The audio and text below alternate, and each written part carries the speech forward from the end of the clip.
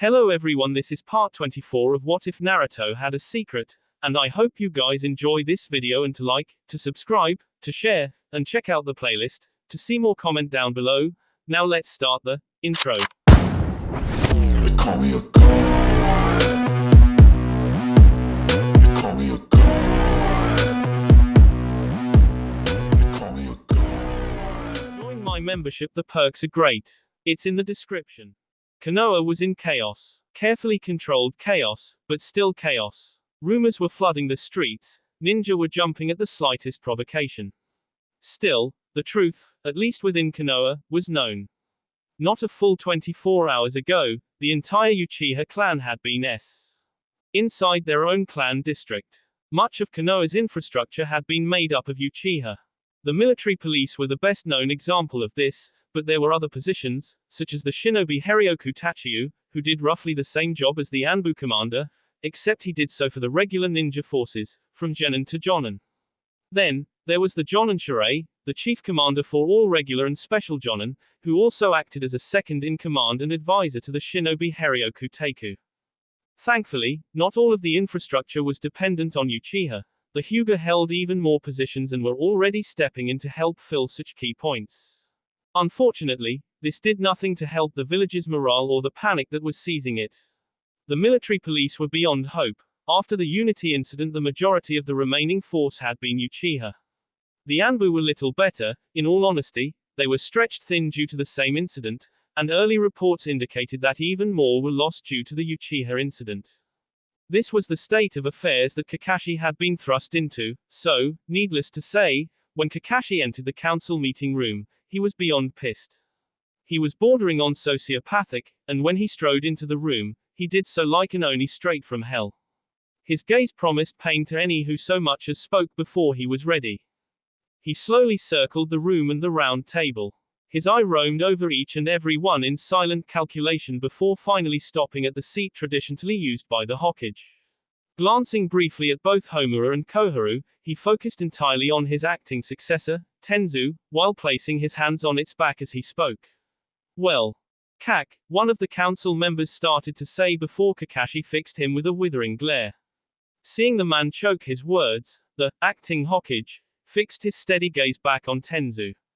All I want is to know A, who, B, how, C, our status, and D, survivors.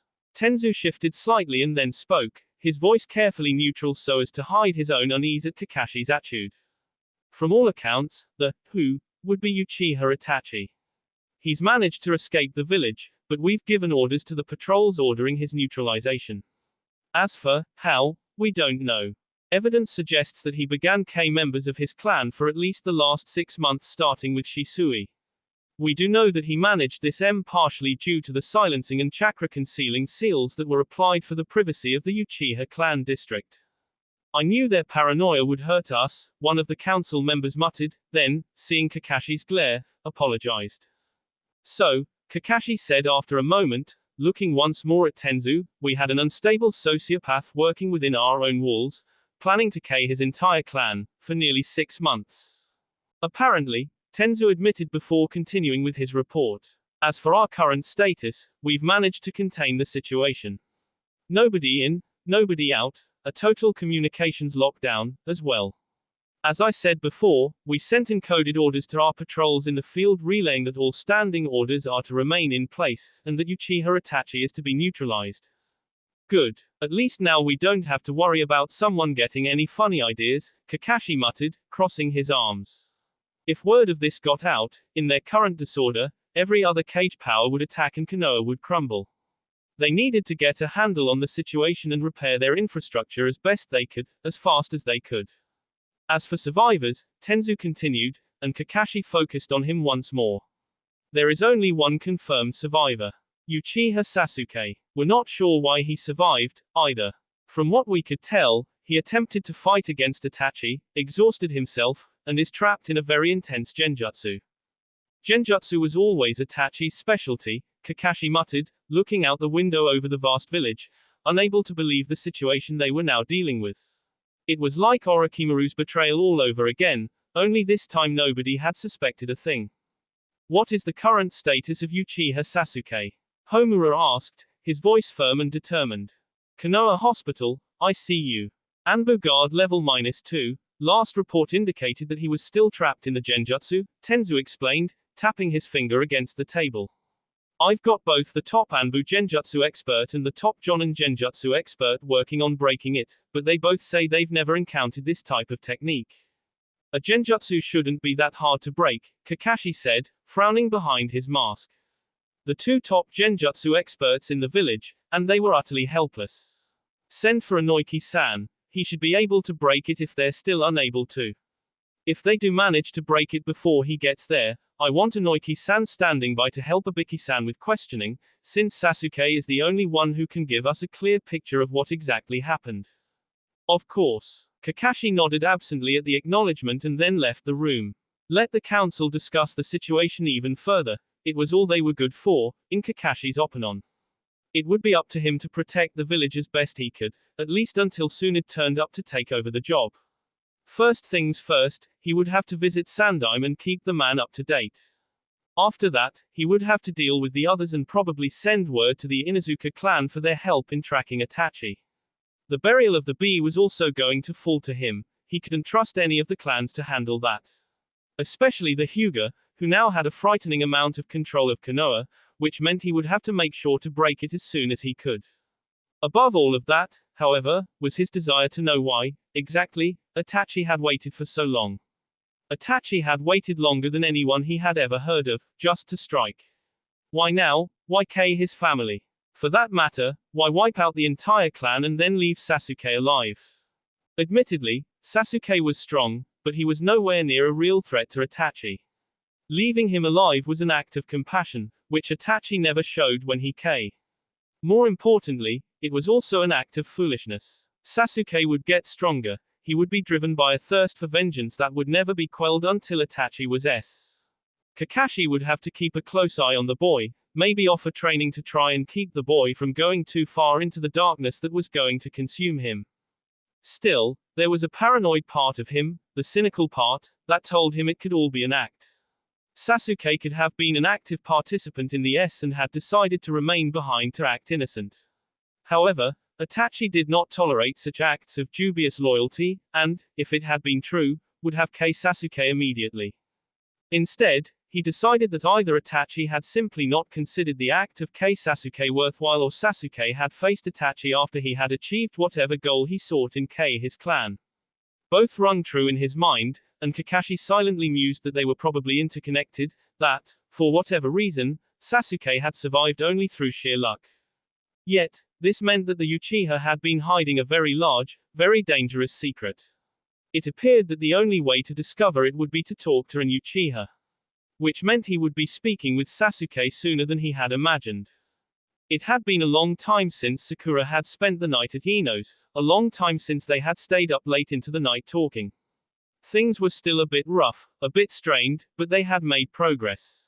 Sakura and Ino could honestly say they were friends. Not as close as they once were, but they were working on it. The main theme last night and most of the morning had actually been Ino venting on Naruto's prank. Sakura honestly wondered how, exactly, he had managed to pull it off, while at the same time pitying Ino. Having a boyfriend who could do that to you was not an easy thing to live with. Still, Sakura had used every chance to tease the girl. Especially about the orange comforter Ino claimed, had just been overlooked, but had still slept under.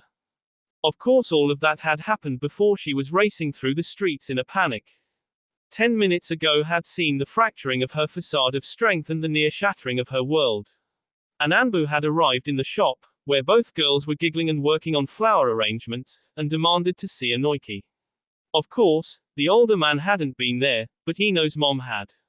Ino's mom who had asked what exactly happened that they needed Inoki. 10 minutes ago, for the first time, Haruno Sakura heard about the Uchiha M. 10 minutes ago, Haruno Sakura had shoved Ino out of her way and bolted from the shop. 10 minutes ago, she had started crying as she ran, headed for the hospital.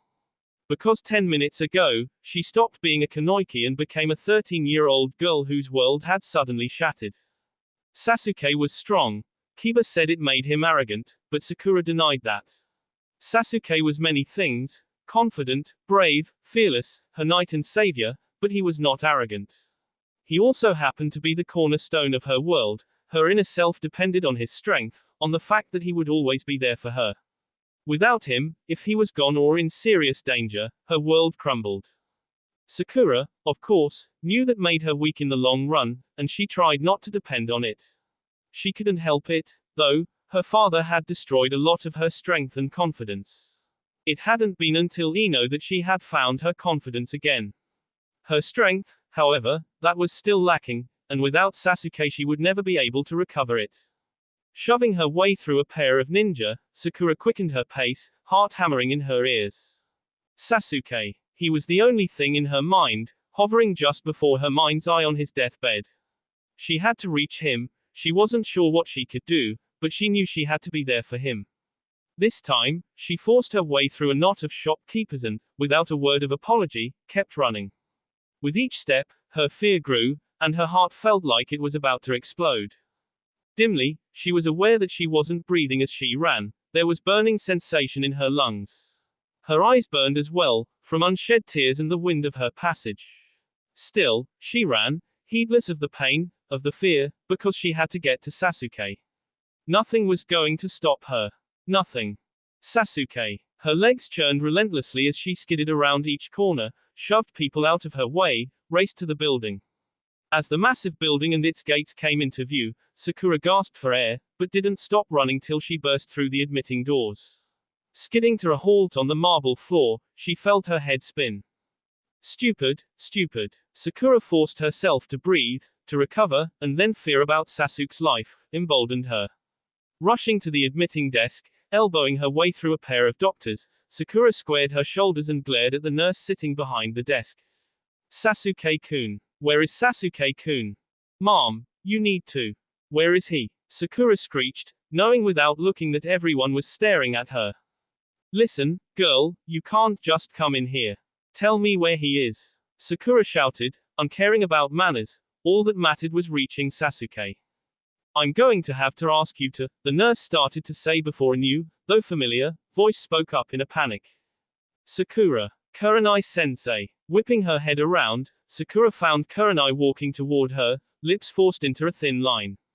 Behind her, looking equally serious, was a purple-haired woman dressed in solid black. Forgetting about the nurse, Sakura rushed toward her sensei, hoping and praying that she could help her see Sasuke. Kurenai-sensei, what's going on? What happened? They said the Uchiha, and Sasuke, and Sakura, SSH. It's okay, the older woman said, pulling her into a comforting hug. Everything's fine. I can't tell you everything. But, Sakura. Kurenai suddenly snapped, shutting her down before she could even start. Listen to me. This is what I can tell you. You can't see him right now, but he's fine. Unconscious, but fine. He suffered under an intense genjutsu. He'll be fine. So he's okay? Sakura asked, the tension coursing through her body fading. Of course he was. If Kurenai said he was, then things were fine. Genjutsu? Kurenai was a genjutsu expert, so there was no danger. It was okay, everything was okay. Yuhi-san, Azuki-san, we just got word, Inoiki's voice suddenly said, and Sakura looked around to find Ino's dad and the scarred man from the Chunin exams marching toward them. Ah, you're here. The genjutsu, we've never seen anything like it. No matter how hard we tried, we couldn't break through, and then it just suddenly went away, the purple-haired woman said, shaking her head. He's still unconscious. The doctors were checking on him earlier. So, other than the genjutsu, what else happened? Inoiki asked tiredly. Chakra exhaustion, mostly, Kurenai said, letting Sakura pull away from the hug, but keeping her underarm. There was a minor hint of his chakra pathways having been altered, but nothing very serious. Altered? Ibiki asked, his eyes narrowing. I know what it is, Sakura offered, then, seeing all their attention shift to her, she braced herself. Sasuke had told her about the seal. He'd gotten it from his clan for the exams but had asked her not to mention it to anyone. If it were any other situation, she would, but it seemed to be hurting Sasuke and she had to tell. Well, it's the after effect of an Uchiha clan seal, Sakura said, using all of her training to keep her voice steady. He got it for entering the Chunin exams. It's a seal that's supposed to help the user access their chakra more effectively. Could explain why the genjutsu was so strong, Kurenai mused softly. If he was using the same seal, or knew about it, he could concentrate the chakra and maybe even make it so that Sasuke's own chakra would support the illusion. Possible, Ibiki allowed, snorting. Those Uchiha were always doing stuff like that with seals. Create a useful seal, then lock it away, keep it secret, and then when it backfires let us deal with the chaos. Just like with their clan district and all their privacy seals. Anyway, Inoki said, shooting the man a glare before turning to Sakura. Listen, Ino's just outside. Why don't you go with her and get some flowers for Sasuke? I'm sure by the time you get back we'll be done and you can see him. Sakura hesitated, chewing her bottom lip. Her overwhelming desire to see Sasuke was still there, it was urging her to demand to see him. Yet, now that Kurenai was there, exerting forced calm, Sakura knew it wouldn't happen. At least, not until after they were done, and it wasn't like Sasuke was really in danger anymore. Kurenai had said he was fine, she wouldn't let anything happen to Sasuke. He was one of her students, and Kurenai viewed each of them like her own children, to an extent. Which meant Sasuke would be okay as long as Kurenai was around. Glancing up at her sensei, she received a reassuring look, then she looked back at Inoki. I'll be back in a bit, Sakura murmured quietly, then, stepping away, walked out of the hospital. Now that she was thinking back on the last few minutes, she realized how rash she had been. Calmly, she had shoved Ino, after all that time of rebuilding their friendship, and she had shoved the girl aside like she was nothing. Sakura. Looking up, Sakura found Ino standing in front of her, a look of uncertainty on her face. Hey, was all Sakura could manage. Are you okay? Ino asked, moving up to hug her. Reflexively, Sakura hugged back, then Ino pulled away to study her face. I mean, you rushed out of there so fast, and you were a bit freaked, Sakura supplied, feeling and looking ashamed. I was sorry about that. I mean, I shoved you and just. Hey, no biggie, Ino said, see her off with an understanding smile. I mean, you heard about that. Sakura supplied thickly, still unable to really process it. The entire Uchiha clan K. They were considered the best at combat. If it hadn't been Naruto that had stopped that demon, then it would have been an Uchiha. Right, then you heard Sasuke was in the hospital. 2 and 2 equals 4, so I think it's an understandable reason to freak, Ino continued softly, putting an arm around Sakura's shoulder. Sakura nodded, feeling grateful that Ino was being so understanding. As they slowly walked down the steps and toward the gate, Ino was saying how in the right circumstance she would react the same. Sakura suddenly went stiff, eyes widening as a horrible thought rushed to the forefront of her brain, a thought that forced her to stare at Ino. What's wrong? Ino, where's Naruto? Training, the girl muttered, crossing her arms. Hiding, too, if he knows what's good for him. Reaching out, Sakura grasped Ino's elbow, her voice carrying an edge to it. Ino, if he was out there, and he learned or saw, wouldn't he try to stop whoever had K the Uchiha clan? Ino's eyes went wide, her face paling and her shoulders sagging. A horrible understanding flashing through her eyes, then Ino quickly mastered herself and put on a front of bravado. Why yeah, but he's faced a demon, right? So, I mean, like, if he did face them, he'd live. Right, Sakura agreed quickly, feeling horrible about supplying a thought that had escaped Ino in the panic. Whoever it was had to be hurt. Sasuke-kun fought him, obviously, and nobody fights Sasuke-kun without getting hurt. Exactly, Ino agreed, forcing herself to sound confident. Besides, I doubt Naruto-kun fought him. The way he trains, he probably fell asleep and missed everything. Of course, happens to Sasuke-kun all the time, Sakura agreed with a nod. Plus, we don't know where he was training, so we don't know if he would even know at all. Yeah, Ino agreed with a nod. Nothing to worry about. I'm actually sorta sorry he didn't fight the bastards. Then Sasuke could see their heads on a pike for what they did.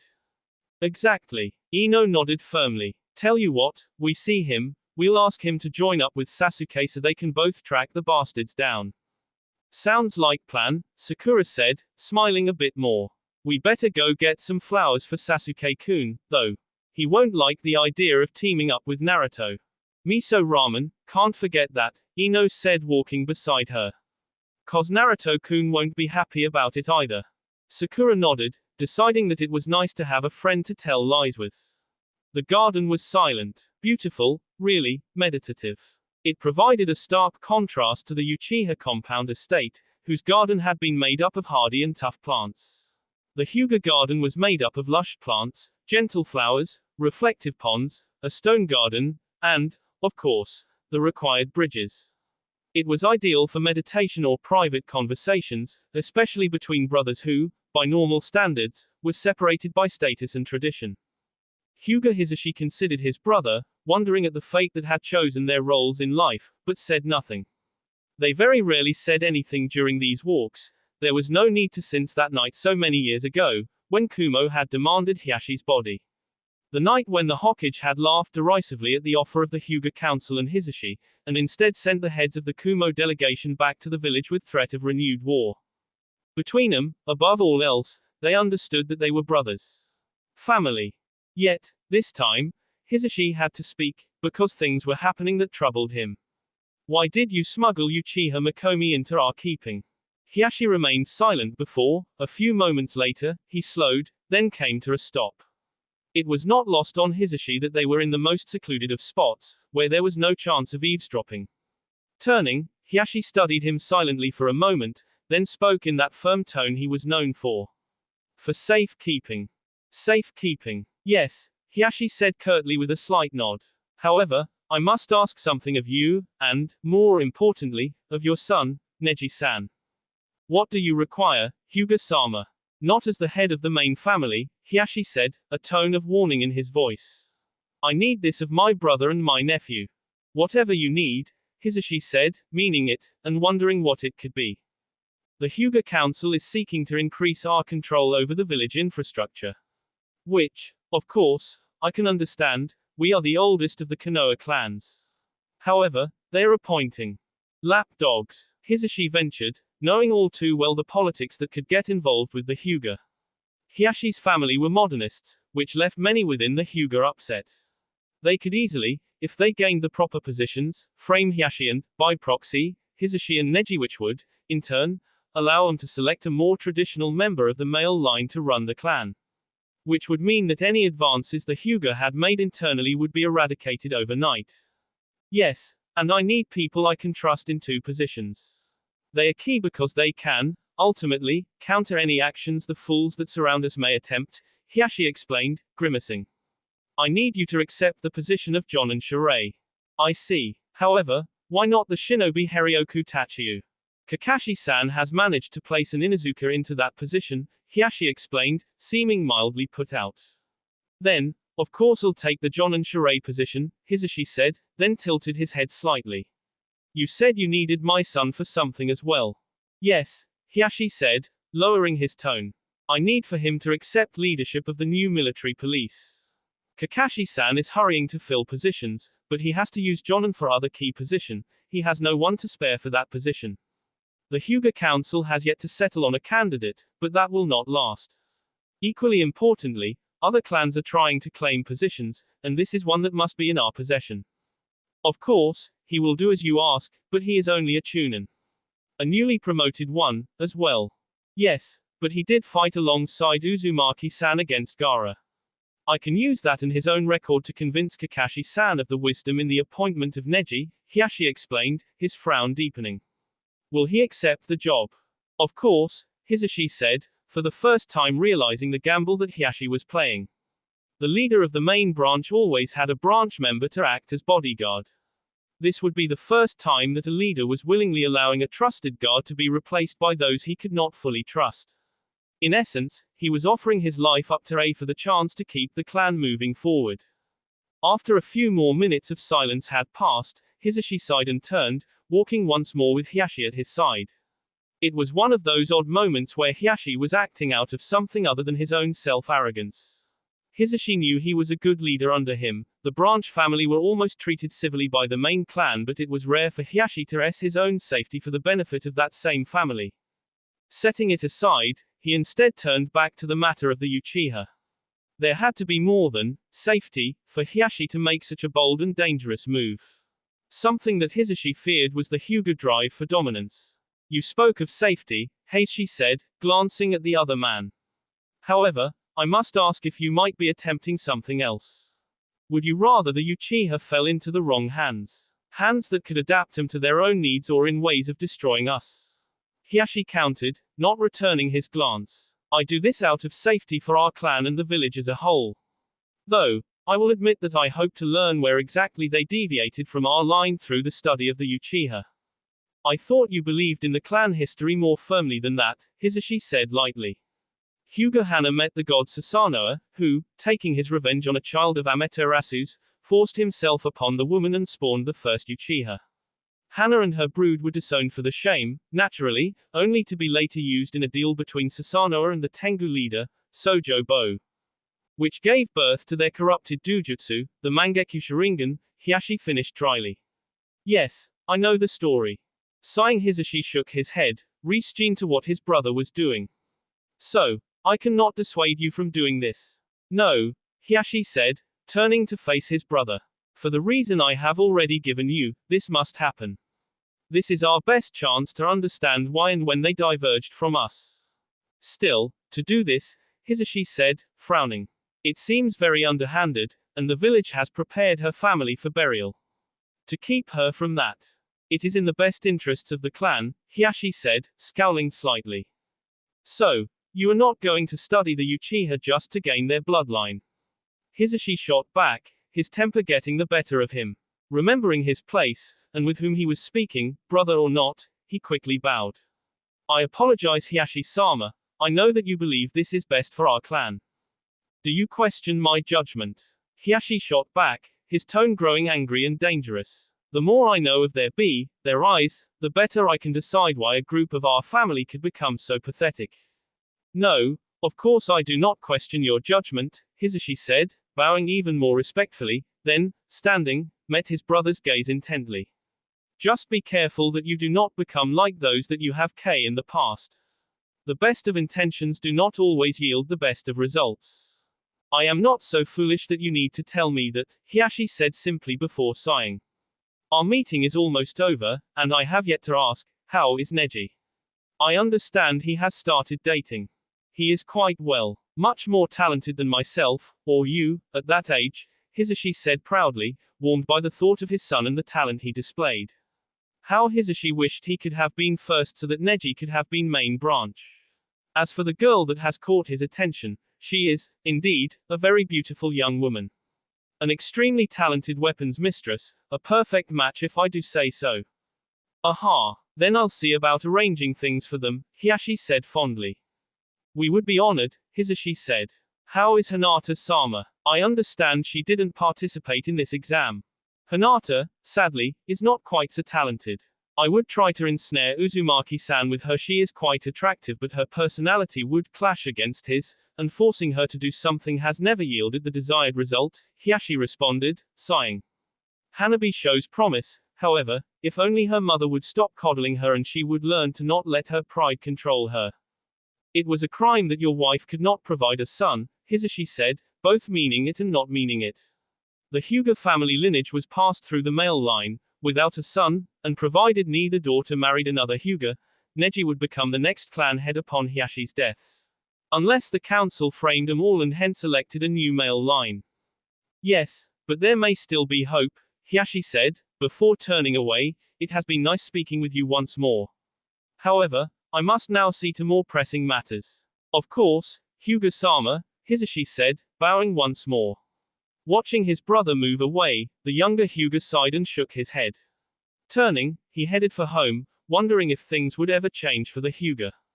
It was the sound of a soft voice that drew his attention, and, lifting his head from his paws, Akamaru's ears twitched. He couldn't quite make out what they were saying, but, then again, they were speaking human, and he wasn't quite as fluent as the older members of the pack. Still, he picked out certain words, something about an attack and about pursuit. Yawning, he looked over at his nearest neighbor, a massive dog with a scar on his face, who looked extremely interested in what was being said. Kuromaru, what are they saying? Something disturbing, pup, the larger dog said, getting to his feet, turning to stare at him and the other members of the pack.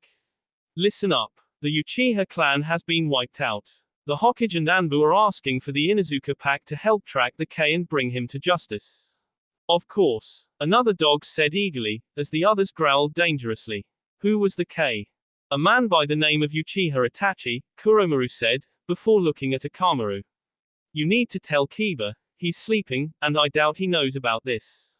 Right. Akamaru nodded, then bounding to his feet, shot out of the sleeping area, his mind racing.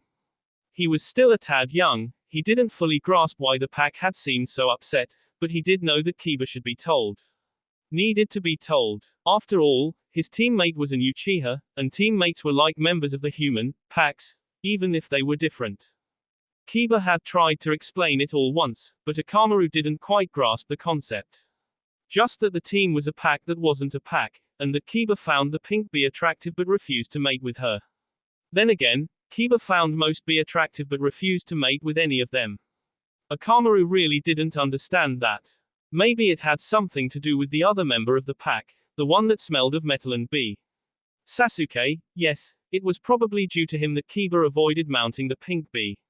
Not that Akamaru could blame him, Sasuke seemed dangerous to anger. Clearing the last hurdle between the sleeping area and the pack home, he scrambled through the doggy door that Kiba had insisted on installing and then, darting around Hana, hurried up the stairs. Nails clacking against the wood, he raced along excitedly before skidding to a stop just outside the door that carried the strong scent of Kiba. As always, it was left partially open, and Akamaru wiggled his way inside. It was dark, and the air rich with ripe scents, which distracted Akamaru for a moment. Sniffing and snorting, he poked his way across the floor, checking socks and shirts as he went. After a rather foul-smelling sock, he retreated and whined, before remembering why he was there. Approaching the bed, he hunched down, shifting his weight as he prepared for the jump. Then, ready, he leaped up and managed to catch the edge of the bed. Claws scrambling against the edge of the bed, he pulled himself all the way up and panted happily. Padding across the blanket, he paused, staring at the lump in the bed, then hurried to Kiba's head and barked. The boy snorted and brushed him aside, sleepily muttering something. Growling, Akamaru hurried back and barked repeatedly. This time, Kiba rolled over, away from him, and Akamaru growled before butting his head against the back of the boy. Barking, Akamaru retreated as Kiba rolled onto his back again and huffed. Frustrated by the lack of response, Akamaru jumped up on the boy's sea and, as close as possible, barked while jumping up and down. "What's it?" Kiba finally mumbled, not opening his eyes, "At you, Akamaru." "Of course." Akamaru responded, then barked even louder, "Get up. There's a big emergency." "Emergency," Kiba mumbled, opening his eyes before sitting up groggily and displacing him. "What kind of emergency?"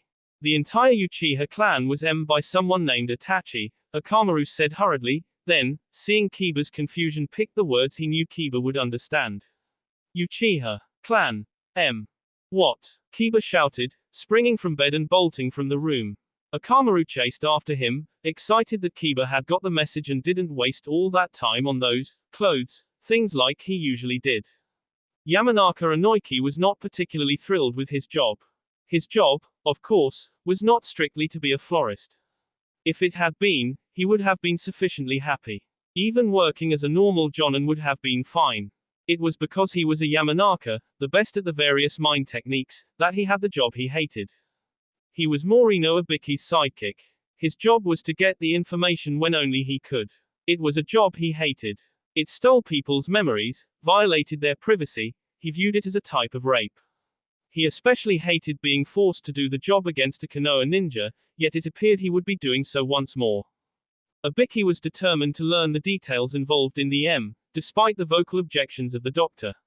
Inoiki, who had no particular love for Sasuke, felt a tad uneasy about what he would soon be doing. Still, he had no choice, and it was Sasuke. "Yamanaka-san, we can't wait any longer," Ibiki said gruffly, having finally silenced the doctor with the threat of an Anbu cell. "Morino-san, it's not that simple. He's just a child," Inoiki explained tiredly. "His mind has been trapped within a genjutsu for 24 hours.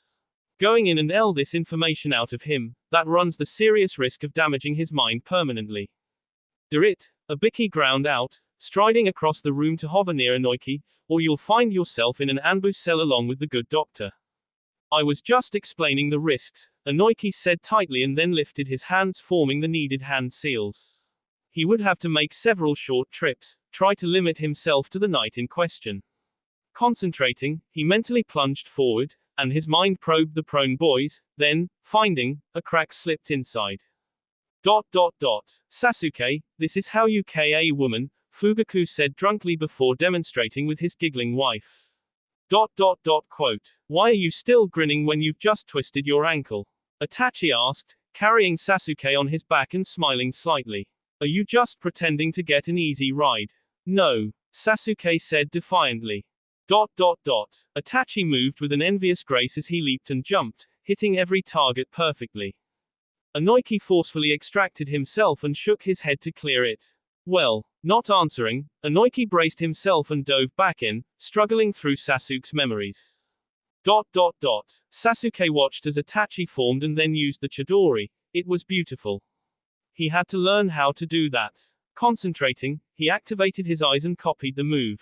I'll show you the true power of the Sharingan, Sasuke said, concentrating his chakra while glaring at Naruto. Sakura was smiling. She looked pretty when she smiled and he fought to keep from her. Inoiki pulled himself out again and then, before Abiki could ask, he plunged once more into the boy's mind. The street was littered with bee, twisted into unnatural shapes and surrounded by pools of bee. Horror and hate consuming him. Children and women. Pets. The silencing seals that surrounded the district had kept the Anbu or other ninja from noticing the M. The bee, his mother's and father's faces etched with despair and fear, they looked like broken dolls lying in the pool of bee. The pool of bee. Itachi standing over their bee, gazing down at them blankly, a bee sword in hand. Reeling Inoiki pulled out, retching and waving Abiki off. Then, stumbling back, fighting his way through the shared emotions, he forced himself inside the mind once more. Foolish little brother. A Sharingan with a black swirl in the shape of a three-sided throwing star. The Mangekyu Sharingan. Forbidden. Evil. Quote. As I expected, you are my child. Itachi his father flashed before his eyes.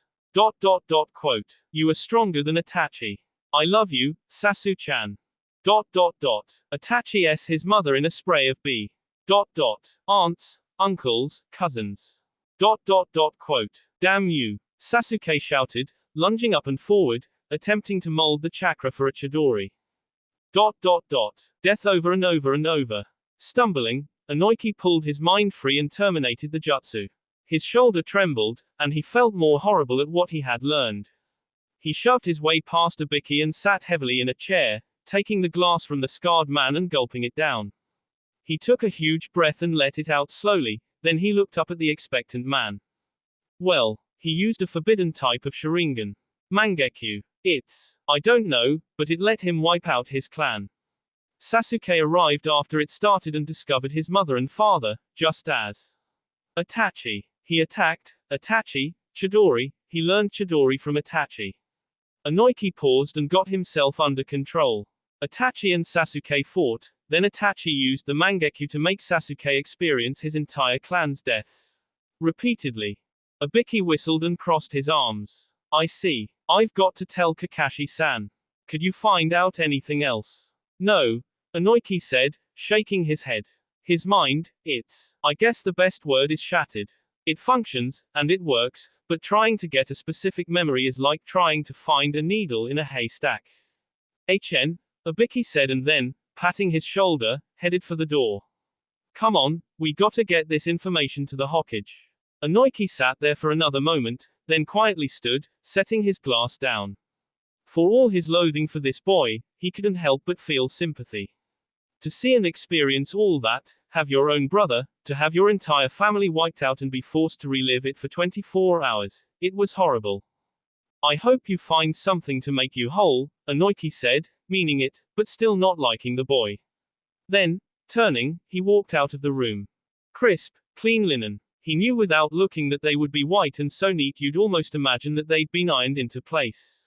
Training accident. Chakra exhaustion. He couldn't quite remember, but it would come to him. He opened his eyes, staring at the ceiling of a hospital room. He wasn't used to being there. Normally an Uchiha was taken to a clan physician. They were some of the best medics in the village. They had been the ones, along with the Hyuga doctors during the Unity affair, who had Leonid of and shared Naruto's bloodline. With a groan, he sat up, his mind on autopilot. He looked around at the empty room and frowned, wondering where his mother was. Sakura. It was mildly bright outside, mid-afternoon obviously. Getting up, despite his body's protest, he quietly moved to the bathroom to take care of his body's needs.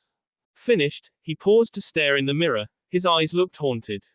Reaching up, he briefly touched the seal on his N. There was no pain there, strange. Making a note to ask the Uchiha elders, he returned to his bed, only to find a male nurse looking around mildly panicked. HN, Sasuke managed, then watched the relief and surprise flood the man's face. Uchiha-sama, the man said, hurrying over to him. You shouldn't be up. You've been through a lot. Taking his arm, the man tried to guide him back to the bed, and Sasuke went willingly enough, if only because it would take too much energy go do otherwise. You need to rest, I'll have to get the doctor. Morino-san and Yamanaka-san, too, they just left, but they need to be told in case. The nurse was rambling as he helped Sasuke back into the bed. Why? Sasuke asked softly, his voice nearly gone. Seeing the man stop, Sasuke felt fear creep into him. Something was starting to nag at his mind. Something important. Because Uchiha-sama, don't you remember? It's all anyone's talking about. What is it? The nurse hesitated, then gulped, lowering his voice. Your clan. Things started to fall into place, and Sasuke's face turned stony. They were all S. As I expected, you are my child. His world fell apart. He could see it all. They were dancing before his eyes, confusing him. He felt empty and broken, like a puppet with its strings. He had lost his entire clan. His brother, the man he had admired most, had them. For the same eye that Sasuke had been trying to achieve. An eye he had only recently learned was evil and forbidden. Mangekyo Sharingan. To test my capacity, Itachi said emotionlessly, and because they betrayed the true Uchiha purpose. How could the clan betray such a purpose? It was Itachi who had betrayed the clan. He had turned on the clan in his own need for that forbidden eye. He had taken away everything Sasuke had, taken away his entire clan. The true Uchiha purpose. To enforce the shinobi laws on other shinobi. To prove that the Uchiha were truly the most powerful. To protect and maintain order within the village. True purpose. What if that was all a lie, though? What if they had betrayed the true purpose? No. Father would never do that. Mother would not allow it. Itachi had betrayed the clan and killed them all. As a test. I hate you, Sasuke managed in a strangled hiss.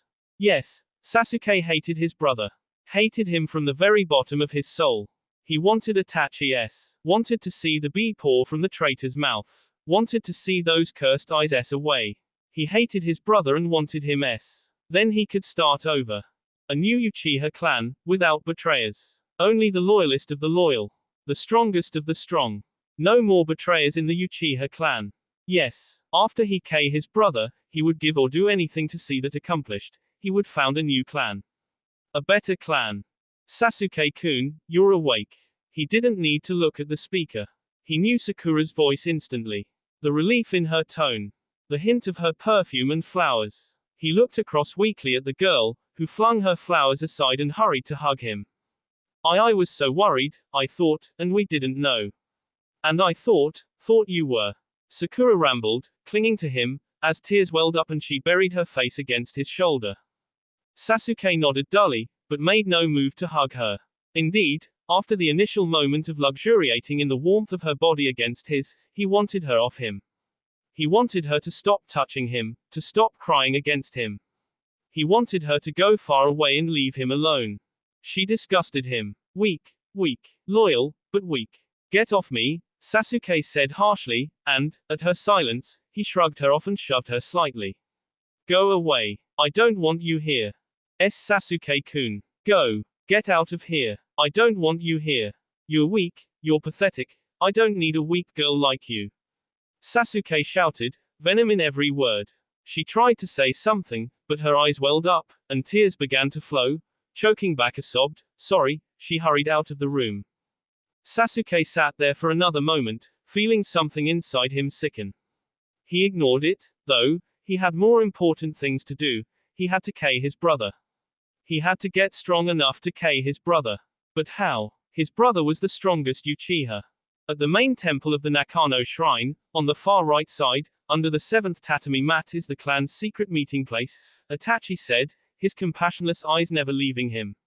You'll find what purpose the dojutsu of the Uchiha clan originally served. Hate me and survive. Awaken the same eye as mine. Prove your loyalty. Uchiha Sasuke quietly stood, despite his body's protest, then dressed slowly. He would discover the secrets that he needed to, and then he would prove his loyalty. Nothing would stop him. Nothing. Yamanaka Ino hated working the flower shop, especially lately, during what was nominally her training time. Still, in light of events, she had no real choice. Konoha was pretty much in upheaval. The Uchiha had been very important to the village, and, despite her newfound loathing for Sasuke, she couldn't deny he was, too. Especially to her former best friend, former rival, now best friend. To Sakura, the boy meant everything. Allowances had to be made, considering the pink-haired girl's home life, but Ino felt Sakura was entirely too wrapped up in Sasuke. After all, there were other guys out there, guys who weren't total jerks. Guys who would defend a girl and her family's honor, who could look at you in such a way that you felt drawn to them. Yep, there were guys like that. Ino absently nodded in agreement with herself, carefully keeping her mind from straying to the image of a certain blue-eyed teammate. Sighing, she propped her chin in her hand and stared sightlessly out at the nearly deserted street, wondering why the shop had to be open. Honestly, outside of Sakura, there hadn't been a single customer all day. Not that she could blame anyone, the situation was serious. The entire Uchiha clan, as she had heard, wiped out by a single man. Worse yet, by a man that even she had heard described as the greatest Anbu they had. Her father had even hinted that he might be tapped as the next, and first ever Uchiha, Hokage. Ino seriously couldn't put into words how much that frightened her. Uchiha Itachi had his entire clan, save for Sasuke. In a single night, he had wiped out the strongest clan of combat-experienced ninja and still managed to escape the most powerful hidden village in existence. He was as strong as a Hokage, he was out there, and nobody knew why he had done it or if he would come back. Lost in her fears and thoughts, she almost missed the flash of pink hair as it bolted in front of the store. Jerking as she realized what she had seen, Ino hurried to the door and opened it. She arrived just in time to see the girl shoving her way through a bewildered pair of older ninja, trailed by the sound of crying. Instincts taking over, Ino left the shop and gave chase. Catching sight of the girl once more, Ino sped up, wondering what had upset the girl. Sakura. Hey, stop. Sakura. Sakura did, indeed, stop, and she turned to stare at her, and the look on her face broke Ino's heart. Something horrible had happened, and, most likely, it involved Sasuke. Reaching the girl, Ino slowed and then stopped by her side, made uneasy by the tears in the girl's eyes. Ah, what's wrong? Sasuke's okay, isn't he? Why yeah, Sakura admitted, seeming to wilt. He's fine. Strong as ever. It's me.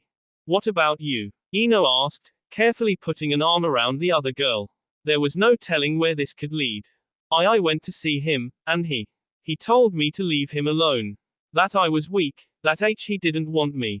Sakura sobbed, turning to Ino and burying her face in Ino's shoulder. He's right, I try to be strong, but I can't help him, I can't do anything. I can't stop anything. I'm weak. SSH, Ino said in surprise, confused as to how the normally strong and confident Sakura was reduced to this. Then she remembered this wasn't the first time Sakura had cried about something. When they had first met, the girl had been crying. My dad. He used to tell me that I was pathetic and that I. Ino saw where this was going and realized she had two options. One was the brutal, honest truth: Sasuke was wrong, Sakura wasn't weak, and her dad was The second was to make an excuse for Sasuke and condemn the dad. The healthy thing, Ino knew from her own dad, would be the truth. The thing a friend would do. He was wrong, Ino said softly, rubbing Sakura's back to calm her down. Your dad was wrong. You're not weak or anything. Sasuke is just. He just lost his whole clan. He's upset and lashing out. He's right, though. I am weak, Sakura said, clinging tighter to Ino. I'm not supposed to be crying. I didn't, he just said, and I. Hey, you're just a tad emotional, Ino said, feeling increasingly awkward by the minute. I mean, you were upset, 'cause you know your boyfriend was hurt and then he tells you he doesn't want you. Yeah, I think you're ended to have a bit of a breakdown. I'm not, Sakura managed, firmly and sounding disgusted. I should be stronger than this, strong enough for Sasuke-kun. Ino wasn't quite sure what to say now. Sakura was really acting strangely. At least she wasn't holding on to her so tightly or sobbing uncontrollably. Frowning, Ino tried to figure out her next few words when a familiar, and loud, voice decided to interject and startle them both. Oi! Ino-chan. Hey! Sakura. Naruto-kun. Ino said, pulling away from Sakura and turning with a surge of relief rushing through her. Blonde hair, blue eyes, dirty face, and scuffed up clothes. Impulse dictated her next course of action, and she hugged him tight, then, pulling away, she stared at him, wondering why he was looking at her funny, and her own cheeks were heating up. Are you okay? Well, yeah. Bit tired from all that training, Naruto said slowly, scratching the back of his head before glancing at Sakura. What's going on? Everyone seems all upset, and, why was Sakura crying? It's Naruto-kun. The Uchiha were. Ino stopped and then glanced at Sakura, then back at him, willing him to understand. Oh.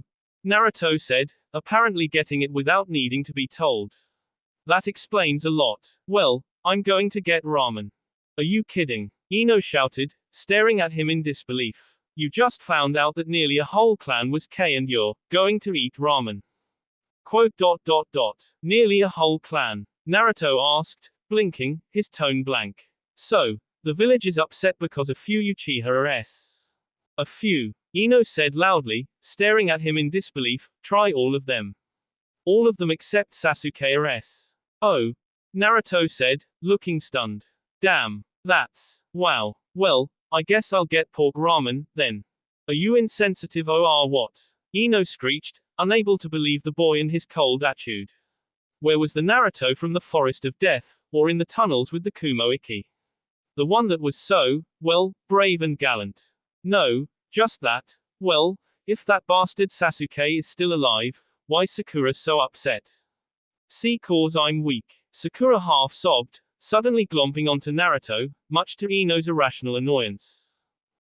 Ino-chan. A little help. Please. Naruto managed, looking at her in confusion. Sasuke called her weak. I told her it was just, 'cause of the grief, Ino explained, managing to extract Sakura from Naruto. I was going to suggest we talk to him, but she's too upset right now.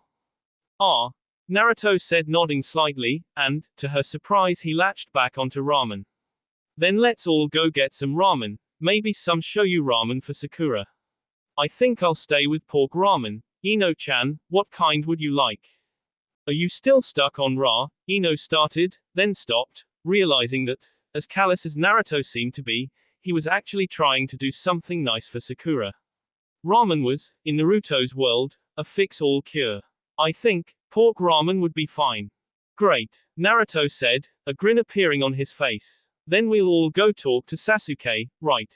Well, you two at least. Wait, Sakura said, for the first time sounding more like her normal self. Sasuke-kun, I know him, he won't listen to us. No matter what, he won't listen to me or Ino. Sakura, what are you talking about? Ino asked, slightly confused, but pleased to see the girl pulling herself back together. I mean, me and Ino could talk to him, but he wouldn't listen, not really, Sakura explained, wiping at her cheeks.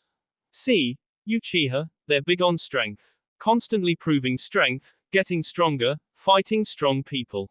Well, that's F up, Naruto commented with a slight scowl. So, Naruto, you're the one that's got to talk to him, Sakura said, as more command than suggestion. See, You're Sasuke, he knows you're strong. Kiba, he's strong, too, but they can't stand each other. What? And I'm his best friend? Naruto asked incredulously.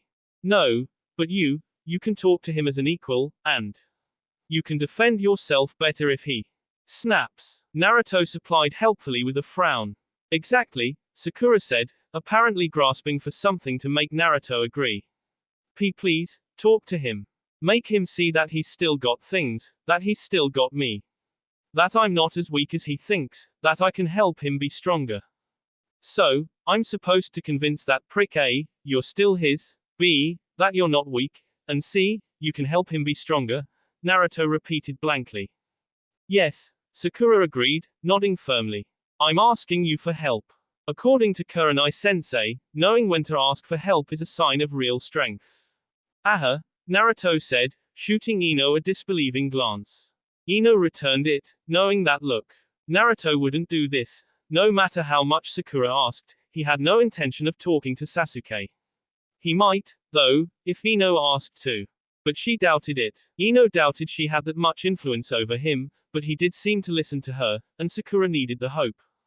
Glancing at Sakura, seeing the determination there, and knowing how much this meant to her friend, she sighed. Naruto-kun, please, talk to him. You want me to talk to Sasuke for you? Naruto said evenly, but Ino saw the brief flash of anger and hurt in his eyes. For Sakura, please, talk to him, Ino added, unsure why she bothered, except that it was important to make sure he knew why she had asked. Naruto stood there for another minute, glancing between her and Sakura before exhaling in annoyance.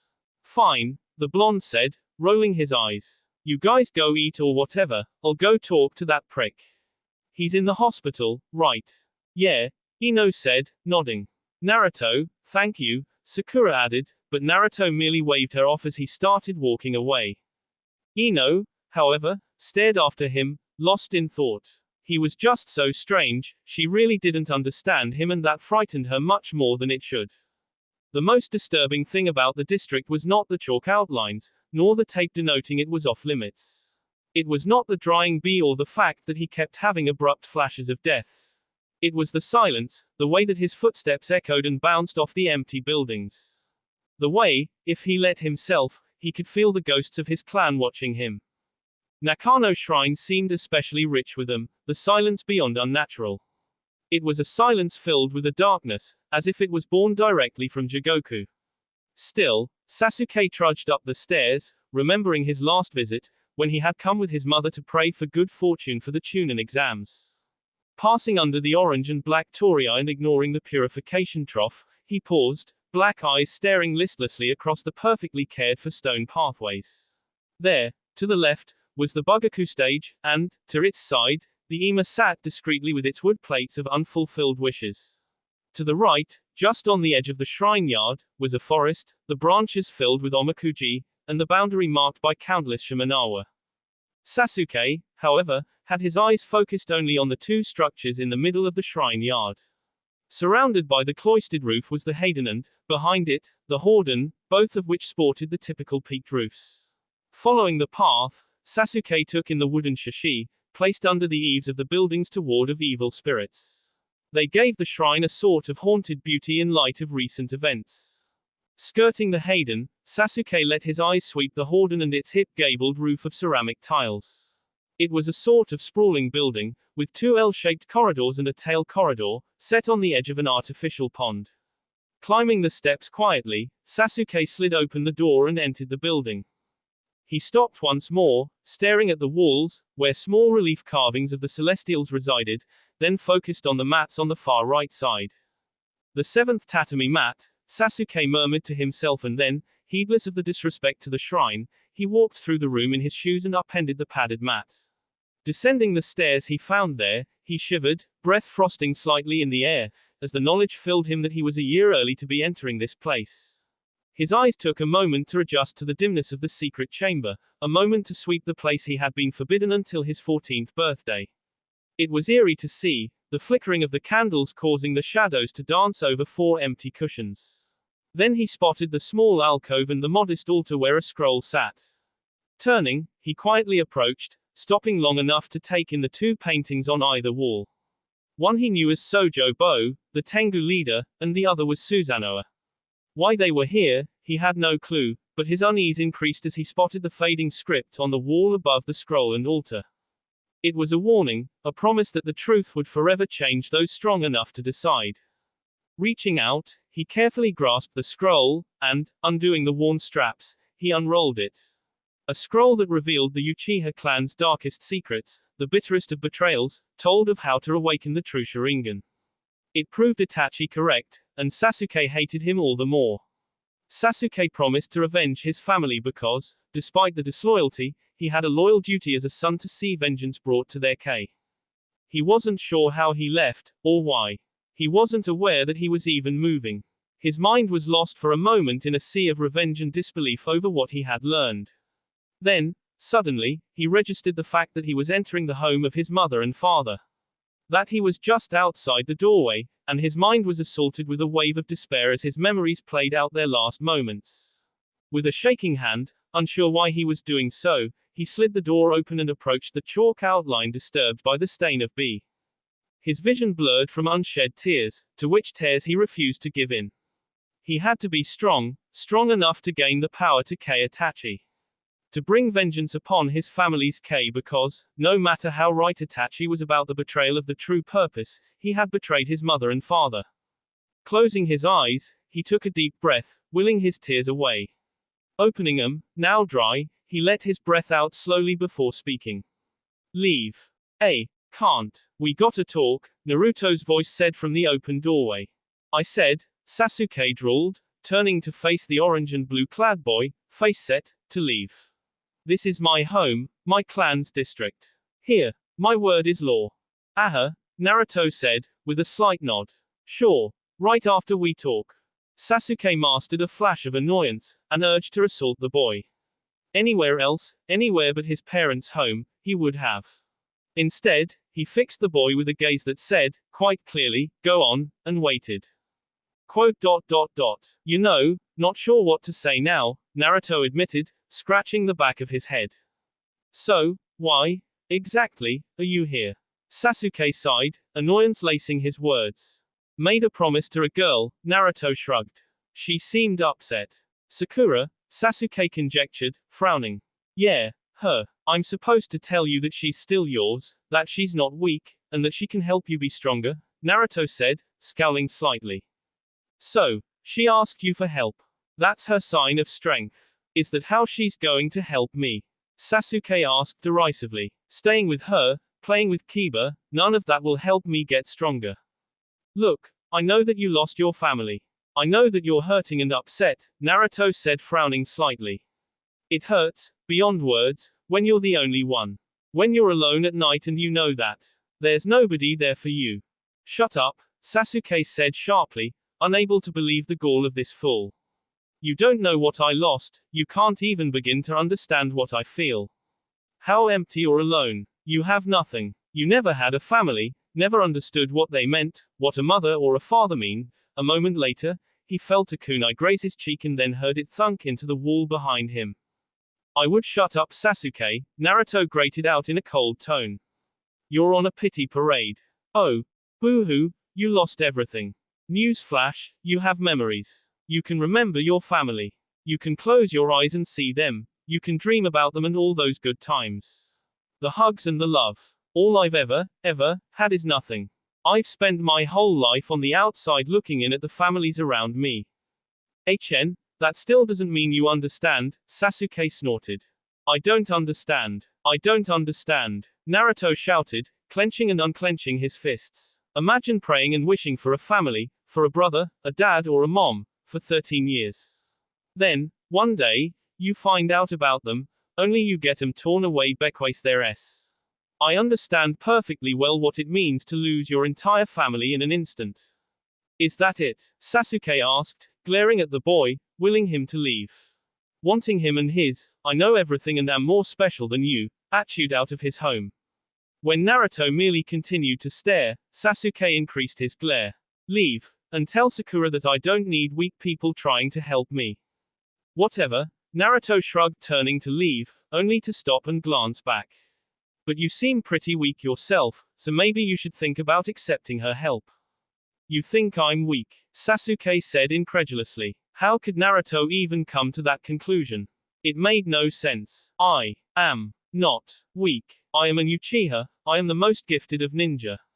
Even compared to you, who has some talent, I am better. Then prove it, Naruto challenged, turning partially around to glare at him, a frightening tone in his voice. A tone that betrayed his inner anger and turmoil, that planted doubt into Sasuke's mind about his own strength.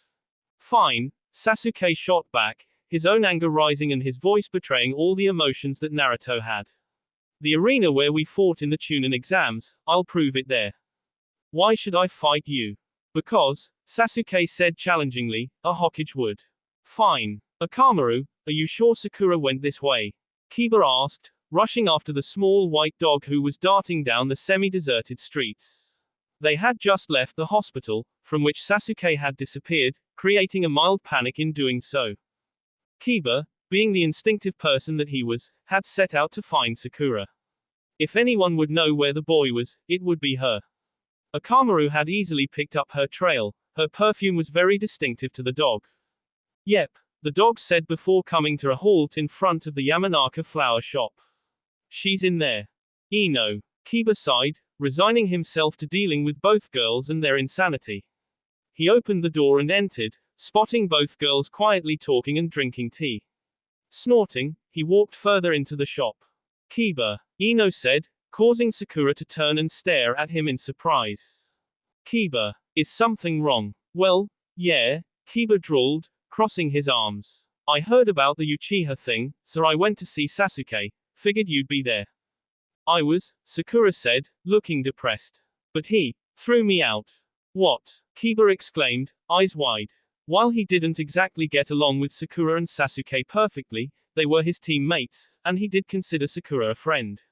When I find that. It's okay, Ino said, sounding earnest. Kiba opened his mouth to berate the girl, but found Sakura nodding as well, and he wondered what they had done. We asked Naruto-kun to go talk with Sasuke. Kiba blinked, looked at Akamaru, then back up at the two earnest females across from him. He had to have misheard that, because it sounded like they had just said that they sent Naruto to talk with Sasuke. No, nobody could be that stupid. We knew it was just, cause Sasuke-kun was upset and in turmoil, so we asked Naruto to go talk to him about it, Sakura explained, as if all was right in the world. They're equals right, so it's best if they talk things through. Hold it, back up, Kiba said, staring at both girls in disbelief. You sent Naruto, a boy Sasuke hates with a passion, to talk about feelings. Yeah, Sakura said nodding. Quote. Let me rephrase, Kiba said weakly, unable to believe their stupidity. You sent Naruto, who hates Sasuke, who in turn hates Naruto, to talk about feelings. Without supervision. Well, yeah, what's with that look? Wavering, Kiba put a hand against a flower stand to support himself. Please tell me you two don't actually think this will end pleasantly. Hey, Sakura protested, eyes narrow. We are two of Konoha's best genin Kunoichi. Yeah, Ino added just as firmly, but obviously startled at Sakura's words. And yet, Kiba drawled, resigning himself to the horror unfolding before him, you're both so horribly deluded.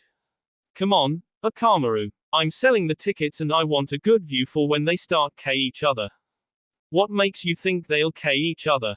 Ino asked, sounding unsure of herself. You were unconscious for their fight during the Chunin exam, right?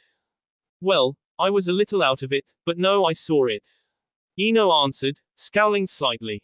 What does that have to do with? Then what's your excuse, Sakura? Kiba asked, see the girl off. Well, they're both orphans now, right? They can bond over that. Kiba paused, then blinked, as if seeing Sakura for the first time. For someone so smart, she could be awfully stupid. He could see the dawning fear in Ino's eyes, but Sakura looked utterly oblivious to the danger she had put the boys in. Which led to Kiba making, probably, the wisest decision of his life. Never perform medic jutsu on me. Ever. Naruto felt his heart racing, his mouth was dry. Everything seemed too crisp and loud, and above all, surreal. He was back in the Chunin exam arena, where he had defeated Lee, and unity had broken out. Across from him was Uchiha Sasuke, the boy he was supposed to be talking to and was now about to fight.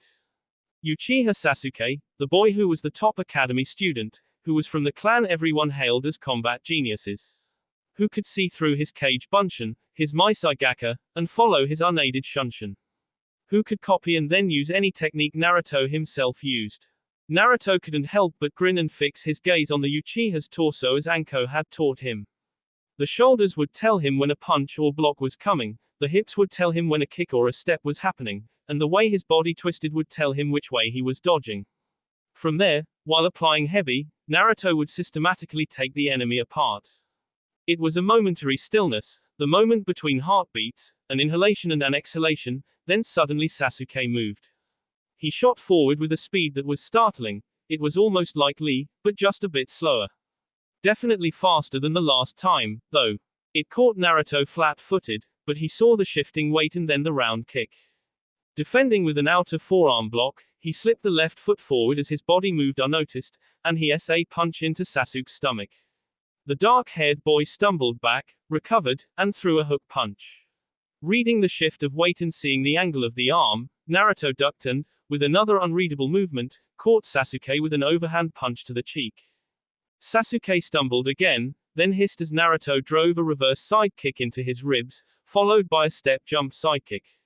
The Uchiha hit the ground, rolled back to his feet, and recovered. Grinning, Naruto darted forward, then skidded to a stop, leaning back to avoid the punch while his foot came up for a front kick. Sasuke grunted, then reeled away from the follow-up blow of a new. Why? Naruto moved in once more, sure that he had the boy on the ropes. Ducking another punch, Naruto shifted his weight in classic heavy style, his arm sweeping back for a hammer fist. And then jarred to a stop as Sasuke caught it. Eyes widening, Naruto whipped his head around in time to see the smirk and have a fist S into his mouth. Shaking his head while retreating, Naruto scowled before ducking another kick and trying to counter. This time, he received a back fist, then a side kick, then a spinning hook kick, which sent him sprawling to the ground with a spin. Rolling to his feet immediately, Naruto stared at the Uchiha, who was now staring at him like a wolf on the scent of a wounded rabbit. You know, Sasuke said, slowly moving in a wide circle, that style is very dangerous. Very yes. Nobody within the Uchiha has ever figured out how to counter it. Until now, Naruto supplied, wondering if he was messing it up. I'm sure you're wondering how, Sasuke said, coming to a stop behind him. It's not that I can follow your movements. You disappear utterly from my sight when you move. It's not because you're messing up, and it's not because I'm fast enough to react. So, it's because I can hear you, Sasuke gloated. The shift of gravel under your feet, the rustle of your clothes, the slight rattle of your weapons. Quote. Didn't know your hearing was that good. It's not. I couldn't fight you just by hearing, Sasuke admitted, still not moving. Haven't you ever heard that if both you and your opponent are first-class ninja, you can read each other's minds when you fists meet? I'm a genius, and I know how you fight. I'm the only person ever to experience this style more than once. Aha! Naruto nodded, scowling in thought, thinking of a new tactic. We've fought 3 times, Sasuke said smugly, and Naruto rounded suddenly, charging head-on. A wild right, which was easily dodged, then a sudden left round kick, which was blocked. Sasuke countered with a straight jab into Naruto's face, which sent him stumbling. There's no need for words between us. Then, the Naruto he had just decked, disappeared in a puff of smoke. Sasuke stared for a moment, eyes wide, struck momentarily dumb. Kage Bunshin. Hey Sasuke, the real Naruto said from the right, his fist S into the boy's cheek, sending Sasuke twisting through the air before landing in a heap. Anyone ever tell you that you talk too damn much? Seeing the pure malice in the boy's face, Naruto couldn't help but grin. Still, he was aware of the gamble he had played. Sasuke was right, they could reach others' minds to an extent. He had known that, once Sasuke got talking, he would let his Sharingan fade, that his attention would lapse slightly. Had counted on it so that his rapid Kawarimi, combined with a Shunshin, combined with a Kage Bunshin would work. Fine, no more talking, Sasuke spat, on his feet once more, eyes spinning into the red and black of the Sharingan. Naruto grunted and charged, only to catch a front kick to the chin. Flipping from the blow, Naruto managed to land on his feet and rebound with enough speed to blur past Sasuke. Ducking a right punch, Naruto pivoted and came in from behind, a side kick into the boy's back. Sasuke went sprawling, but managed to regain his feet and twist around. Naruto was already moving, but Sasuke moved faster, closing the gap while his left hand reared back for a punch. Naruto was nearly blind-sided. Sasuke was moving faster than him, but he managed to partially block the punch and drive his own vertical punch into Sasuke's stomach. The Uchiha gasped, stumbling back, and Naruto moved to follow up, only to have Sasuke recover and dart back in, dodging his punch and moving around him. Turning, Naruto pulled a kunai to throw, only to have Sasuke catch him in the ribs with a side kick. Hitting the ground, Naruto skidded before managing to flip himself back to his feet. Dodging back from a vicious diving kick, Naruto formed the Tora seal and exhaled sharply. The futon, Dapito roared into being, only to be countered by a massive ball of flames. For a moment, there was a deafening roar and hiss, then, with a flash, the two jutsu exploded, hurling both uses back. Naruto landed expertly, panting and burnt, confused about what exactly had happened. As his eyes darted around him, though, he could guess, there were flames all over the place, burning merrily. Hey, wind might be the ultimate attack move against other elements, but against fire it's nothing, Sasuke panted, but he looked as bad as Naruto felt. Using the moment, Naruto regained his feet and went back on the offensive. He formed and launched a Kase no Yaiba, watching in satisfaction as Sasuke was forced to dodge. Then, as the boy landed, Naruto shunshined forward, slipping under a punch and coming up with a palm heel aimed for the chin. A split second before impact, however, Naruto was skidding along the ground. Coming a stop, the blonde dazedly scrambled back to his feet, which was all Sasuke needed to bind Naruto to a tree with several thin, but strong wires. Struggling, Naruto swore, then, sensing something, snapped his head up. Racing along the wires, heading right for him, was an unchecked mass of flames. It took half of a heartbeat to recognize the danger, and another to realize the only thing he had free were his hands, which prompted him to think about the Kase no Yaiba. Those flames were almost on him, he could feel the heat. He knew a normal Kase no Yaiba would be pointless, he needed something bigger. The beginning of the new heartbeat saw him begin to figure out how to create this miracle, the completion saw him frantically begin trying to do the impossible. The result was spectacular. The Kase no Yaiba that he unleashed utterly decimated the area before and around him, shredding the wires, toppling trees, and scattering the flames like leaves. He'd used his entire body as a medium for the blade of wind, and, as he collapsed to his hands and knees, he couldn't help but gasp. He felt as if he'd just trained for a full month non-stop. Looking up, he saw the devastation clearly in the orange and yellow light of the surrounding fires. He'd left a series of deep gouges in the earth, severed the few trees present in half, and the far wall looked as if a giant meat cleaver had entered it. Then he spotted Sasuke, who was looking both stunned and more than a little afraid. What the hell was that? Sasuke managed, his shirt shredded and his arms sporting several shallow C from where he had just barely managed to dodge in time. Hey, Naruto panted, pushing himself back to his feet. Kamikaze no Yaiba. Sasuke's eyes narrowed, and he flashed through two seals, unleashing a series of fireballs. Naruto, still a bit winded from his newest move, used his body once more. This time, he managed a brief gust of wind, which, surprisingly enough, worked as a shield. Which only seemed to infuriate Sasuke, who shot forward with a shunshin, catching Naruto in the face with a sidekick. Sprawling to the ground with a spray of B, Naruto shook his head to clear it and stared up at Sasuke. Seeing the beginning of the Tora seal, Naruto quickly preformed a Kawirimi with a rock. Reappearing, heart hammering in his C, Naruto tried to clear his mind. This fight, so far, was in his favor, slightly, maybe. Whatever Sasuke had been doing, it had definitely paid off. Heavy style was rendered almost completely useless. Naruto would have to work on fixing the flaws later. He still had his ninjutsu, though. No matter what Sasuke said, they were almost even there. Actually, all things considered, Naruto started to see that he was actually winning this fight. Yes, Sasuke had figured out a counter to the heavy, but big deal. Naruto had figured out a counter to the Sharingan seeing through his shunshin. It was a matter of perspective, and Naruto was starting to see that, no matter who won the most taijutsu exchanges, he was still stronger. Running away? Sasuke asked, apparently having taken the moment to calm down as well. A Hokage never runs away. Naruto shot back, forming one of his favorite seals while glaring at the Uchiha. Taju Kage Bunshin no Justu. Ra. The mob of Narutos roared as all of them charged towards Sasuke, who, in what appeared utter boredom, used Daitopper against them. Naruto swore and performed a hurried kawarimi with a nearby log, even as the hundreds of clones were blown away along with the log. Sasuke, however, wasn't fooled this time and shifted smoothly into an unfamiliar seal, which resulted in Naruto being swept away as the ground became a river of mud.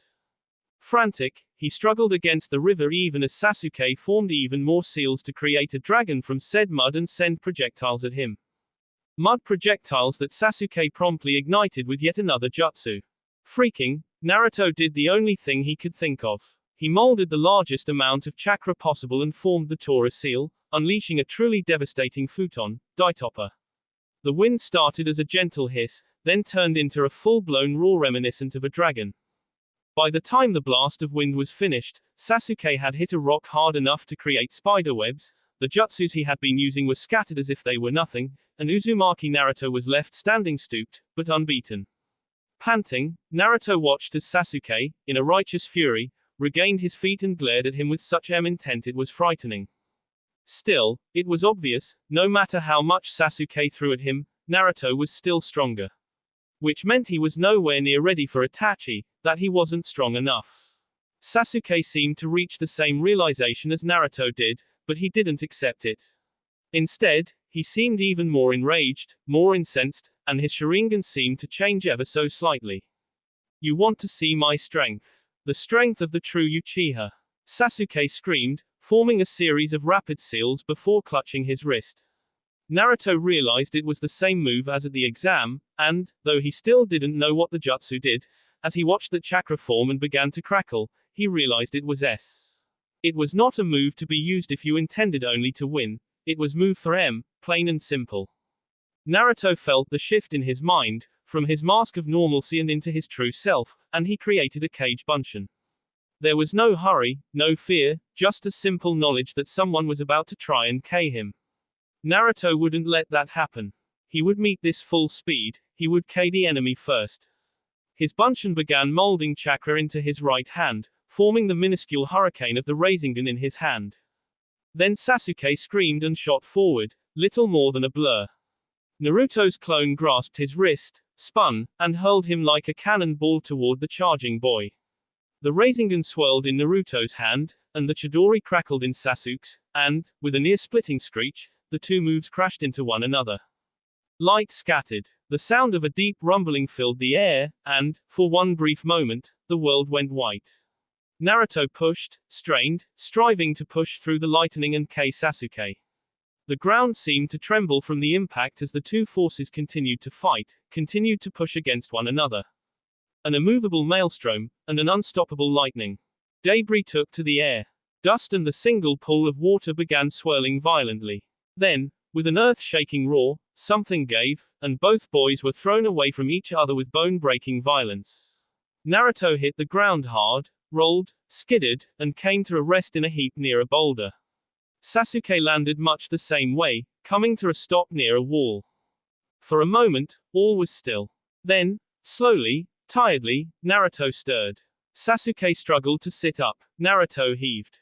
Both shinobi regained their feet, turned to stare each other down, and prepared to do it again. Naruto was not going to stop, not until he had K his enemy, though he did hesitate as he saw what appeared to be small black flames begin to creep across his face. Sasuke-kun. Sakura's voice suddenly shouted, causing Naruto's attention to shift to her, and then he looked back at Sasuke, whose skin was now normal once more and had collapsed to one knee. A second later, Sakura had flung herself into the boy, nearly knocking him to the ground.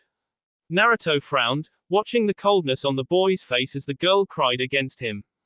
Meeting the Uchiha's gaze, Naruto spoke, his tone challenging, letting him know that he would K him if they fought any more. So, what's it going to be? We keep fighting, or you accept that you still have something worth taking care of. Sasuke stared at him, eyes meeting his challenge, then those damned red and black eyes faded, and the dark-haired boy sagged against Sakura slightly. He said something, too soft to be heard. Sakura sobbed harder and clutched him tightly, muttering something back. That was awesome. Kiba's voice shouted from the stands, joined by a bark from Akamaru. Naruto spared him a brief glance, then turned to leave the three friends alone. He was brought up short, however, by Ino, who was standing behind him. She was going to say something, but instead remained silent, her eyes widening as she met his gaze. It took him a moment to understand why, and then, quickly he slipped back into his carefree mask, scratching the back of his head. He. So, I talked to him like you wanted. Ino stood there for another moment, then hugged him tightly, and Naruto couldn't help but just stand there in surprise. When she pulled back, he wondered why she was crying too. Awkwardly, Naruto put a reassuring hand on her shoulder while squinting. You okay, Ino-chan? I'm fine, Ino said, hastily wiping her eyes and backing away slightly. Naruto blinked. How about some miso ramen? My treat? Ino asked, then squeaked as Naruto glomped her. The office was cold, impersonal. Without the Hokage, its owner, the room was only an office and Hitaki Kakashi hated it. Not that the masked Anbu commander, who was seated behind the desk, could do anything to change that. 3 hours ago, shortly after Sasuke had managed to escape the hospital, the Hokage had slipped into a coma. Kiyoshi gave the man a day at most. This was why Kakashi had not spent more effort trying to locate Sasuke, because there had been other more important matters to contend with at the time. The hunt for Itachi had went south, with countless teams reported missing, and then there was the village council who had protested his continued status as acting Hokage. They wanted to select a full-fledged Hokage, but Kakashi had a duty to the Sandaime to ensure that the old man's last wishes were followed. Those orders had been for Kakashi to remain the acting Hokage until Tsunade arrived. If she declined, then Kakashi became the Godime Hokage. If she accepted, he was Anbu commander. The council had been vocal in wanting proof of this final order, and Kakashi provided proof in the form of paperwork that the Sandaime had signed, thinking ahead as he always did. So for the moment, Hitaki Kakashi was the Hokage and he was using an office he hated. Waiting finally, for the Anbu to locate and bring him Uchiha Sasuke. He was silently considering the reports on the desk concerning the Uchiha incident when he heard the door open and looked up.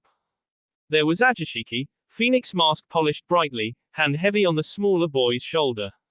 Uchiha Sasuke looked distracted, but now there was an intensity to him that had been missing. Kakashi wasn't sure if that was good or bad. So, where'd you find him?